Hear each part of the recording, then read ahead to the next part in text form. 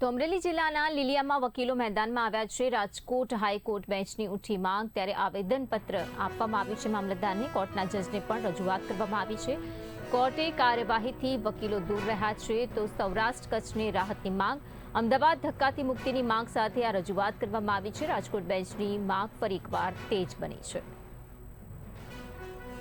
તારીખ 25/7/24 રોજ રાજકોટ મુકામે સૌરાષ્ટ્ર અને કચ્છના જેટલા જિલ્લાઓ તાલુકાઓ આવે છે એ તમામ તાલુકાઓના પ્રમુખ મંત્રીશ્રીની એક મિટિંગ રાજકોટમાં રાખવામાં આવેલી અને મિટિંગના અંતે એવું નક્કી કરવામાં આવેલું કે સૌરાષ્ટ્ર કચ્છના 2 કરોડ લોકોને 2 કરોડ પોપ્યુલેશનની લોકોને ન્યાય મેળવવા માટે નામદાર ગુજરાત હાઈકોર્ટમાં અમદાવાદ જવું પડે છે।